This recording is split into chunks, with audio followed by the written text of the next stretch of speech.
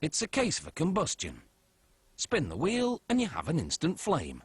Flip the lid and the flame is extinguished. A version of the lighter first appeared in the 19th century.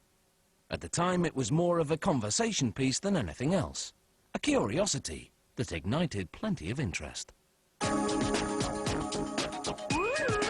Lighters aren't a novelty anymore, but they're still a hot commodity.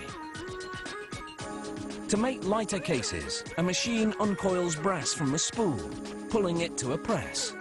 The press stamps the brass repeatedly to shape both the top and bottom parts of the case. They're collected and placed on a revolving table. Then they're slid onto a hinge to link the top and bottom pieces.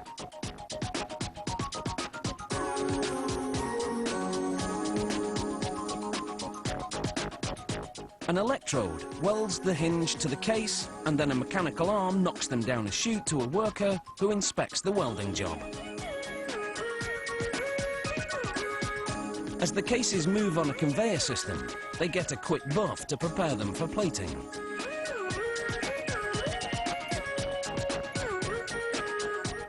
The lighter cases are now plunged into a series of washing solutions and rinses, followed by a nickel solution, then a chrome one.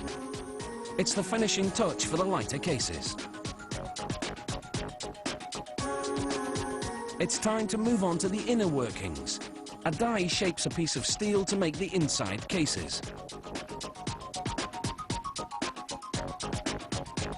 Mechanized arms then place a tube and plate in the case. The tube will hold the flintstone, and the plate will form the top of the inner case.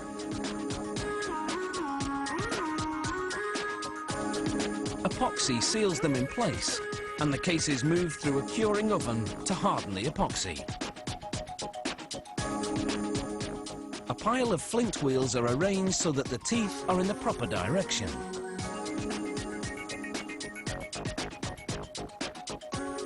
Grippers load the flint wheels into an assembly jig.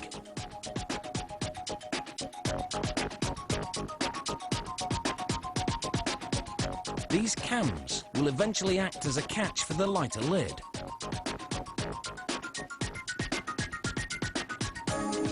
A gripper places the cam in the jig beside the flint wheel.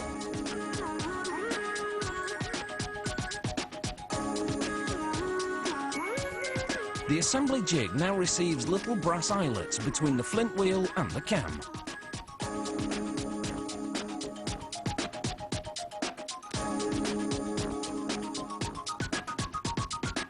The machine slides the inner case over the flint wheel, cam and eyelet.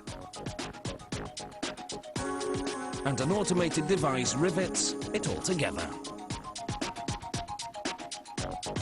A machine lowers a wick to the eyelet and threads it through.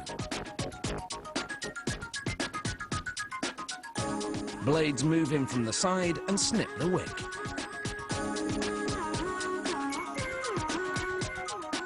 This machine stuffs pieces of cotton into the inner case. The cotton will soak up and retain fuel when the consumer adds it later. Steel plungers tamp down the wick and cotton. Here, a die punch cuts a piece of felt to size. Automated arms pick up the felt and shove it to the top of the inner case. Grippers place a flint spring in the case just over the flint stone.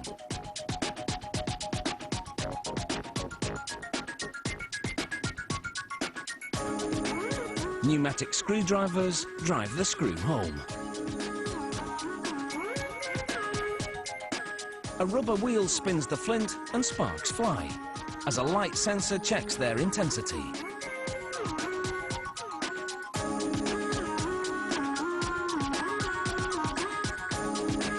After the flint check, technicians install the inner unit in the case. They check the fit. They test the function. This looks like it's an open and shut case.